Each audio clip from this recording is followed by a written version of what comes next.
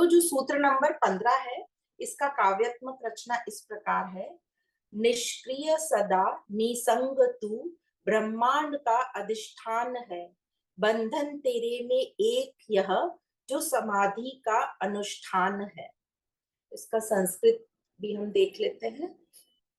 तो पहला प्रकरण सूत्र नंबर 15, निसंगो निष्क्रियोसि त्वं स्वप्रकाशो निरंजनः, अयमेव हि ते बंध समाधिम अनुतिष्ठसि। तो इसका हिंदी अनुवाद इस प्रकार है। तू असंग है, क्रिया रहित है, स्वयं प्रकाश है और निरंजन है। तेरा बंधन यही है कि तू समाधि का अनुष्ठान करता है, मतलब उसी की जो तू है उसी की प्राप्ति के लिए तू प्रयत्न करता है। तो अष्टवक्र जी ने आत्मा के बारे में यह चार बातें बताई। निसंग है, निष्क्रिय है, स्वप्रकाश है, निरंजन है। तो सबसे पहले बोला निसंग है। निसंग मतलब उसे कोई संग नहीं चाहिए, क्योंकि वह पूर्ण है, अनंत है, और इसी को कहते हैं असंग भी। तो पूर्ण को दूसरे की संगति की कोई जरूरत ही नहीं है। वह अद्वैत है, एक ही है, दूसरा है ही नहीं, और वही तुम हो, ऐसा गुरु कह रहे हैं। तो दूसरा हो तो क्या होता है, दूसरे की उपस्थिति हमें अपने प्रति अपूर्णता दिखाती है, या अपूर्णता का हमें भाव आता है, फिर हम उस पर निर्भर होने लगते हैं, डिपेंड होने लगते हैं। तो बार बार बोल रहे हैं कि तू दूसरा है ही नहीं, तू पूर्ण है, निसंग है। और फिर दूसरे, जब दूसरा दिखता है तो दूसरे के प्रति हमें कामना आ जाती है, यही दुख है।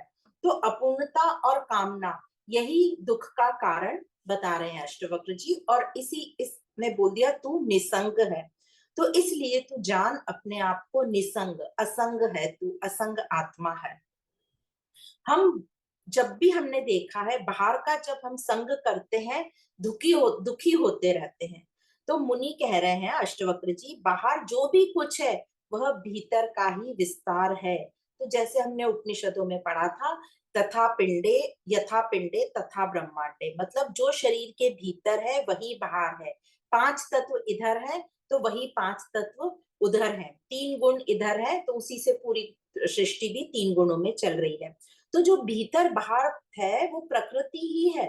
तो भीतर से ही जब हमें पूर्णता नहीं मिल रही, तो हम कैसे एक्सपेक्ट कर सकते हैं कि बाहर की प्रकृति से मुझे पूर्णता मिलेगी। तो साफ साफ कह दिया कि बाहर की प्रकृति से तुझे तृप्तता नहीं मिलेगी। तो कब मिलेगी तृप्तता? तृप्तता हमें तभी मिलेगी जब हम अपनी सही पहचान को समझ जाएं, या हमारी सही पहचान मिलने पर ही हमें तृप्ति मिलेगी। तो क्या है हमारी सही पहचान?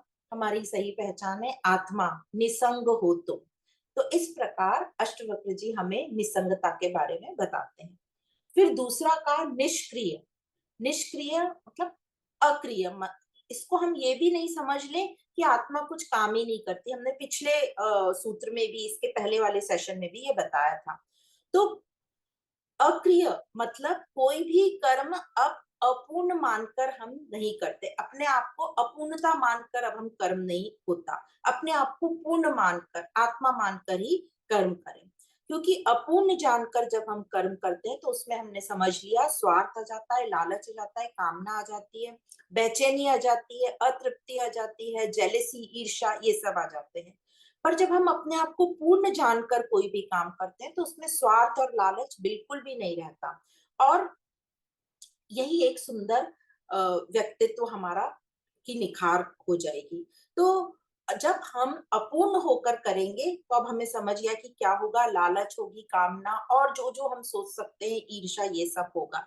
और जब पूर्ण हो जाते हैं तो हम अपने आप को जो है कंटेंटेड, तृप्त फील करेंगे, और इसी को कहा है निष्क्रियता। तो अब जो कर्म है तुम्हारी पूर्णता की सुंदर अभिव्यक्ति है, इसी को कह दिया है अष्टवक्र जी ने निष्क्रिय। तो निष्क्रियता में आनंद में रहकर कर्म होते हैं, और आनंद पाने के लिए नहीं, ऑलरेडी आनंद में है, और फिर आनंदित होकर हम कर्म करते हैं। पर अभी तो हम कैसे कर रहे हैं, हम मायूस होकर कि चलो इसको करके देख लेते हैं, हमें शायद आनंद मिल जाए। तो अभी और या फिर हमें कोई बहुत हमारी तारीफ कर दे तो हम खुश हो जाएंगे, वाहवाही बटोरने के लिए करते हैं। तो निष्क्रियता में कर्मों को सिर्फ होने देते हैं, उसमें कोई स्वार्थ नहीं रहता और पहले से ही आनंद में रहते हैं, कोई लालच नहीं रहता। और आगे अष्टवक्र जी कहते हैं, तुम स्वयं प्रकाश हो। स्वयं प्रकाश मतलब जो जड़ पदार्थ होते हैं वो स्वयं को नहीं देख सकते, पर जो चेतनता है वो स्वयं को देख सकती है, और यही उसकी पहचान है। तो स्वयं को देखना ही हमें साक्षी बनाती है या साक्षी कहलाता है। तो इससे ये समझ में आता है कि बाहर से कोई हमें प्रकाशित नहीं कर सकता, हमें अपना खुद ही चिंतन मनन करना है, अवलोकन करना है और अपने स्वयं प्रकाश को पहचानना है। तुम स्वयं प्रकाश हो।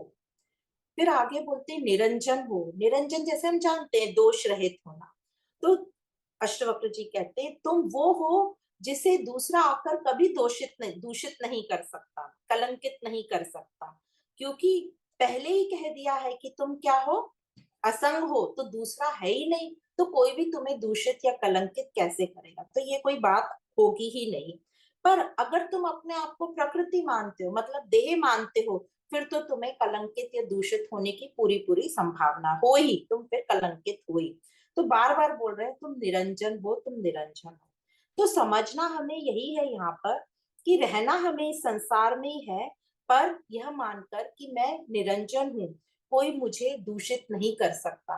तो इससे हम जो है, बार बार जो हमें अपने आप में हीनता की भावना आ जाती है वो नहीं आएगी, और हम उत्साहित रहेंगे और आनंद से अपने कर्म करेंगे। और आगे अष्टवक्र जी कहते हैं कि तुम्हारा बंधन यही है कि तुम मुक्ति का प्रयास कर रहे हो। क्या बोला, तुम्हारा बंधन यही है, अयमेव ही ते बंध समाधिम अनुतिष्ठसि, मतलब कि तुम उसकी प्राप्ति के लिए प्रयत्न कर रहे हो। जो तुम ऑलरेडी हो उसी के लिए तुम खोजना कर रहे हो, मतलब तुम ऑलरेडी मुक्त हो ही और तुम उसी मुक्ति का प्रयास कर रहे हो। तो अष्टवक्र जी कह रहे हैं आत्मज्ञान के लिए समाधि भी बंधन हो जाता है। तू आत्मा है ही, तू शरीर मन है ही नहीं, और तुम आत्मा को क्या प्राप्त करोगे, वो ऑलरेडी तुम्हें प्राप्त है, तो आत्मा को प्राप्त नहीं करना है, आत्मा तो तू है ही। तो जो तू ये समाधि का ये प्रयत्न कर रहा है, ये किसके लिए कर रहा है, कुछ भी करने से संसारिक वस्तुएं ही प्राप्त होंगी, मोक्ष कभी भी प्राप्त नहीं होगा। क्यों, क्योंकि अब हम समझ गए हैं कि ये जो कर्म हम करते हैं ये अनित्य है, तो उसका फल भी अनित्य होगा। तो अनित्य कर्म का अनित्य जो फल, जो कर्म अनित्य है उसका फल भी अनित्य है, तो उसका रिजल्ट नित्य मुक्ति कैसे हो सकता है। तो मोक्ष न तो कर्म से मिलता है न ज्ञान से, पर हाँ ज्ञान से जो है हमारी गलत भ्रांतियां गलत धारणाएं नष्ट हो जाती हैं और हम स्वयं प्रकाशित हो जाते हैं। तो इस प्रकार बताया जा रहा है कि ये जो मुक्ति है कर्म से भी नहीं होती, ज्ञान से भी नहीं होती, हाँ पर ज्ञान से हमारी भ्रांतियां मिट जाती हैं, निवृत्ति हो जाती, हमारी अविद्या का नाश हो जाता है, और फिर अविद्या के बाद जो रह जाता है वही तू है। तो इसलिए अतः तू जहां है वो मुक्त ही है। तो ये अपनी उस जो तू मुक्त ऑलरेडी है उसकी तू अप्राप्ति का तुझे सिर्फ केवल भ्रम है कि मैं मुक्त नहीं हूं, तुझे इस अपूर्णता अप्राप्ति का सिर्फ भ्रम मात्र है, और यह अज्ञान है, और यह तत्व बोध द्वारा ही निवृत्त होगा। क्रिया या मंत्र इससे तू मुक्त नहीं होगा, मतलब सिर्फ बिना समझे क्रियाएं और मंत्रों का सिर्फ उच्चारण करें बिना समझे, तो इससे तो मुक्ति तो तुझे नहीं मिलेगी, क्योंकि तू फिर उसी से बंध जाएगा। जो तू क्रियाएं कर रहा है और मंत्र बोल रहा है उसी से बंध जाएगा। जैसे हम देखते हैं ना, लोग बोलते हैं हमारा ये नियम है नित्य का, हमारा ये हमें करना है, 1 2 3 4, टाइम हो तो फास्ट फास्ट, टाइम नहीं हो तो फास्ट फास्ट कर लेते हैं, या कैसे भी ये तो मुझे करना ही है, तो हम उससे बंध जाते हैं। तो ये जो तेरा भरम है कि मैं अपूर्ण हूँ, मुझे प्राप्त नहीं है, और इस अप्राप्ति का तुझे भरम है, इसलिए तू उपासना ध्यान समाधि योग ये सब तू करता रहता है।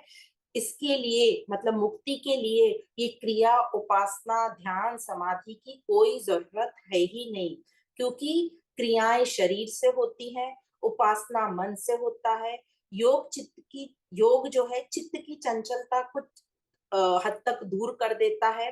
इनसे अवश्य थोड़ी ना थोड़ी तैयारी होगी तुम्हारी, एक स्थिति पे पहुंच जाओगे, पर मुक्ति तो बिल्कुल ही नहीं होगी। यह मुक्ति की उपलब्धि इन सब क्रियाओं से नहीं होगी। तैयारी जरूर हो सकती है।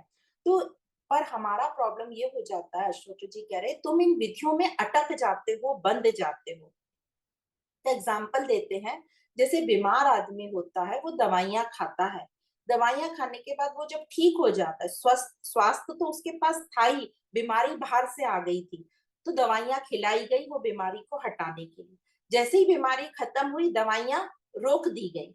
तो उसी प्रकार उस दवाइयों को छोड़ना ही पड़ता है, पर हम छोड़ते नहीं, हम बंध जाते हैं।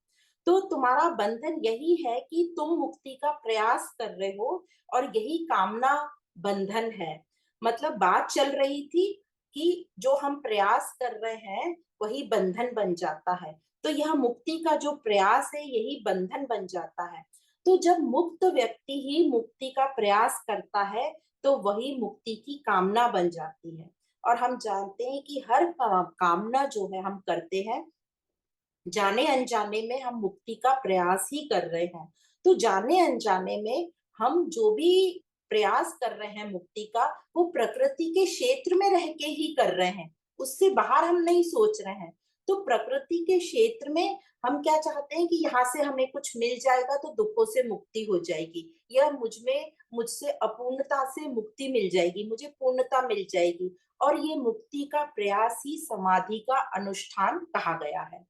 तो अब है तो हम मुक्त और पूर्ण, पर अपने को धोखे में हमने रख रखा है कि मैं अपूर्ण हूं, मैं बंधन में हूं। अपनी हम अपने आप को ही ठग रहे हैं, मूर्ख बना रहे हैं। तो है तो हम पूर्ण, पर बड़ी अजीब बात लगती है कि हम हैं पूर्ण, है ना, हम पूर्ण हैं, और हम पूर्ण हैं, और पूर्ण होकर ही हम कैसे भूल सकते हैं कि हम पूर्ण नहीं है, पूर्ण हूं। तो ये बातें सब कही जा रही है मुझ आत्म स्वरूप से जो पूर्ण है, पर अपने आप को जो माया के चक्कर में आ गया, अपनी ही माया के चक्कर में आ गया। तो ये बड़ी ही अजीब सी बात है, बड़ी अजूबा सा उदाहरण है पूर्णता का, कि पूर्ण क्योंकि पूर्ण है तो उसमें ये सामर्थ्य भी है कि वो अपने आप को भुला दे। तो खुद को अपूर्ण बना लेता है, वो खुद को अपूर्ण बना के अपूर्ण संसार में बैठ जाता है। और यह सब उस पूर्ण की माया ही है, और इसी को ऋषि लोग मुनि लोग कहते हैं लीला चल रही है। तो है ये पूर्ण, और पूर्ण ही अपने आप को भूल गया, क्योंकि वो पूर्ण में पूरी सामर्थ्य है कि वो कुछ भी कर सकता है। वो कुछ भी कर सकता है तो वो अपने आप को भुलाकर बैठ भी सकता है। तो थोड़ा सा ये समझने में अजीब लगता है। पर अब ये जो अपने आप को भुलाकर बैठा है, माया में बैठा है, उसी की माया है, उसी का खेल चल रहा है। तो ये खेल, ये लीला कैसे मिटेगी? तो फिर इस खेल को, इस माया को मिटाने के लिए अष्टवक्र या श्री कृष्ण जैसे गुरु लोग आते हैं, जो हमें पूर्णता की याद दिलाते हैं। बस याद दिलाते हमें कि तू तो पूर्ण ही है, तू बोध रूप है, तू स्वयं प्रकाश है। और जनक जैसा जो कोई होता है तो वो जाग जाते हैं। तो ये जो माया है, ये अज्ञान की तरफ हमें धक्का देती है, और गुरु जो है वो हमें अज्ञान से बाहर निकालता है। माया हमें अज्ञान में, अंधकार में सुलाती है, और गुरु हमें उस अंधकार से, अज्ञान से बाहर लाता है, जगाता है। तो दोनों का ही रोल, माया का और गुरु का, अंधकार से ही है। और अंधकार है तो काल्पनिक भ्रम मात्र ही है।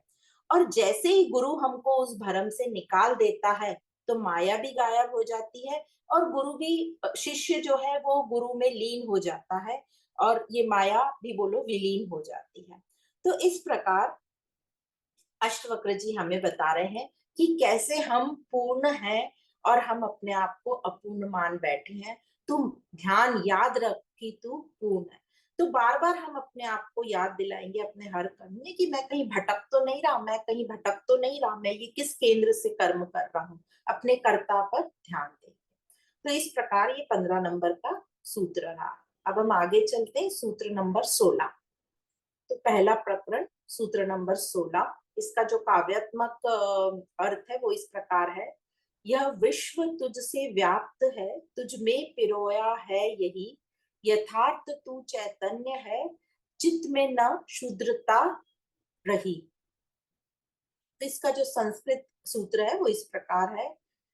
तया व्याप्त मिदम विश्वम, तयि प्रोतम यथार्थः, शुद्ध बुद्ध स्वरूपस्त्वं, मा गम शुद्र चित्ताम। यह संसार तुझ में व्याप्त है, तुझी में पिरोया है, यथार्थ तू चैतन्य स्वरूप है, अतः शूद्र चित्त को मत प्राप्त हो।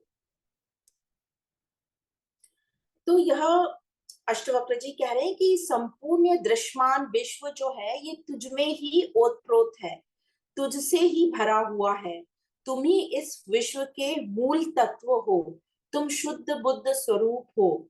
शुद्र चित्त वाले मत बनो, शुद्र चित्त में गमन मत करो, उससे तदात्मय मत रखो। शुद्र मतलब छोटा, नीचे के हिस्से, निचला।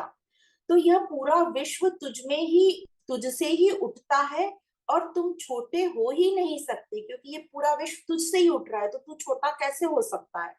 तो जब वेदांत ये बात कह रहा है कि दूसरा कोई है ही नहीं, सिर्फ तुम ही तुम हो, और बाहर तुम्हें ये जो भी कुछ जितना भी सब दिखाई दे रहा है, ये तुम्हारा ही प्रक्षेपण है, ये अहम का प्रक्षेपण है, अहम का प्रक्षेपण है, व्यक्तिगत अहंकार का नहीं, अहम का प्रक्षेपण।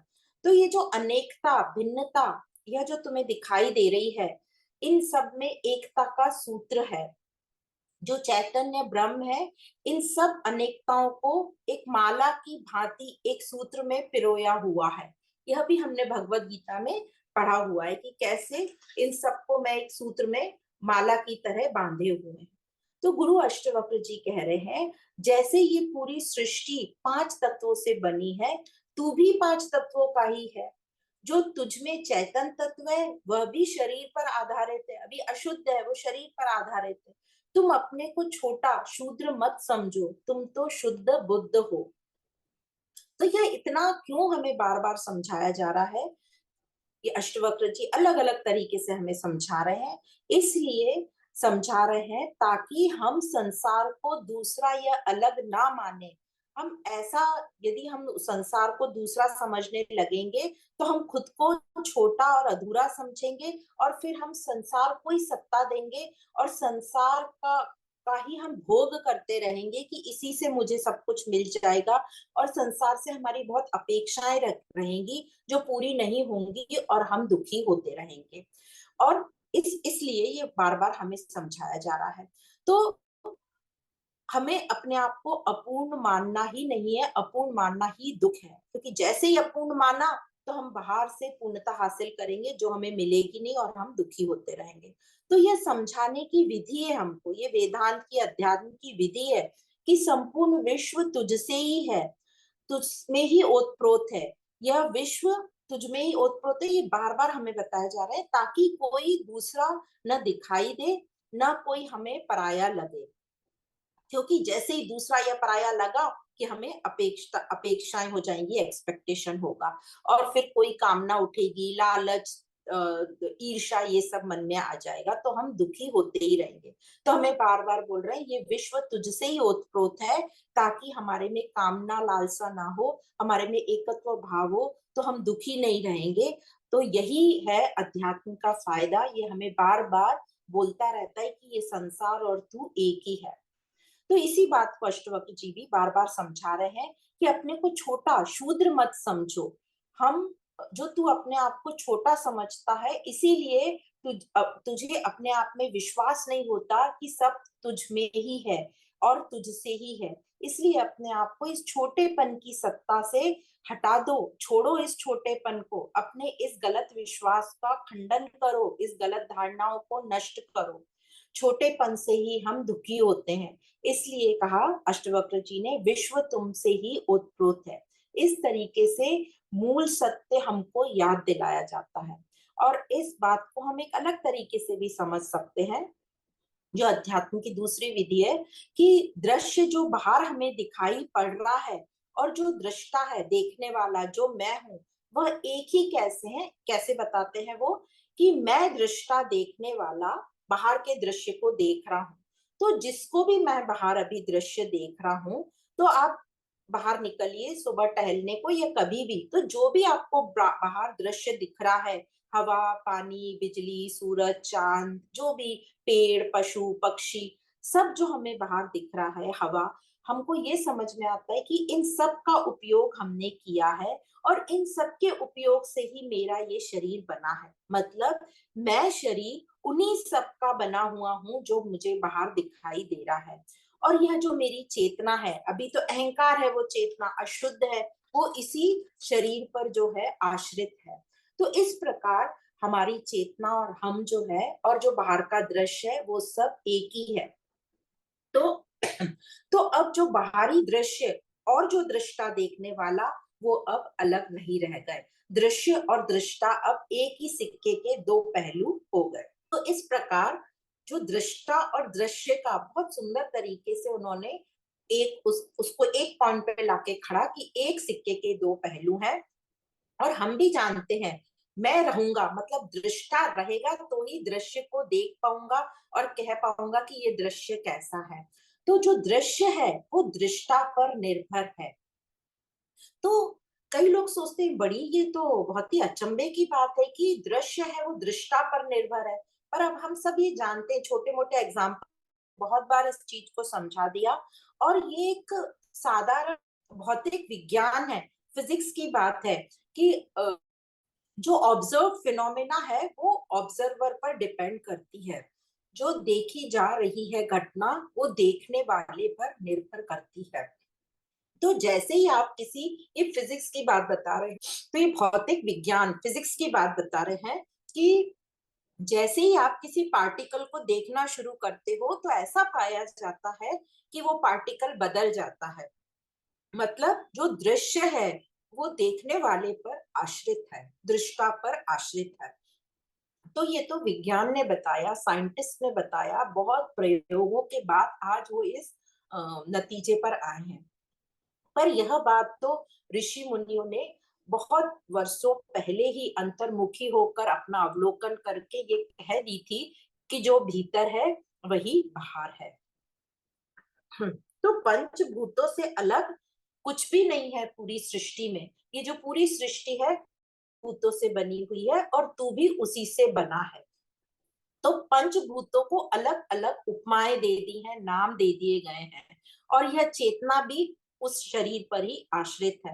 पर ये जो मनुष्य है, जो हम लोग हैं, अज्ञानवश वो एक सत्य को नहीं देख पाते, पर हमें जो है सब विभिन्नताएं दिखाई देती है, या दो दिखाई देती है कि मैं देखने वाला और ये पूरी प्रकृति। बाहर वाली सत्ता उसको ऐसी लगती है कि ये बाहर की जो सत्ता है, जो प्रकृति, ये मेरे से बहुत बड़ी है और ये जो है मुझे बहुत कुछ दे सकती है, इसको प्राप्त करके मैं पूर्ण हो सकता हूँ। पर साथ ही साथ उसको ये बाहर वाली सत्ता इतनी बड़ी लगती है कि उसको उससे डर भी लगता है, उसको उससे खतरा भी महसूस होता है। तो बाहर सब उसको ऐसा लगता है, हमको मतलब मनुष्य को, कि बाहर का यदि ये सब मैं जीत लूंगा तो मेरी बहुत वाहवाही होगी और मैं सुखी हो जाऊंगा। पर यदि बाहर का मैं हार जाता हूँ तो मुझे दुख मिलेगा और मुझे खतरा हो सकता है। तो इस प्रकार जो मनुष्य है ज्यादा तो यही सोचता है कि मैं ये प्राप्त कर लूं, वो कर लूं, सुखी हो जाऊंगा। तो ये पूरी सृष्टि का शोषण करता है, भोगता है उसको सुख के लिए। और वो सुख उससे, उसको पता है ये सुख हमें मिलेगा नहीं, ये भ्रम मात्र है। हमें भ्रम होता है कि हमें सुख मिलेगा, ये हम अपनी रोज की एक्टिविटी में भी देखते ही हैं। तो इसी भ्रम को जो है अष्टवक्र जी कहते हैं कि इसे तुझे तोड़ना है। अध्यात्म क्या कोशिश कर रहा है, ये जो हमारा भ्रम है कि बाहर की सृष्टि से मुझे पूर्णता मिल जाएगी, मैं ये कर लूं, मैं वो पालूं, तो और मैं सुखी हो जाऊंगा। तो ये जो भ्रम है कि मैं बाहर से पाकर सुखी हो जाऊंगा, इस भ्रम को तोड़ना ही अध्यात्म का काम है। और यही अष्टवक्र जी चाह रहे हैं, इसी भ्रम को तोड़ना। तो यही ज्ञान वो राजा जनक को दे रहे हैं। तो इस प्रकार हमने ये सूत्र नंबर 16 पढ़ा और यहाँ पर आज हम समाप्त करते हैं। आप सभी को बहुत बहुत धन्यवाद।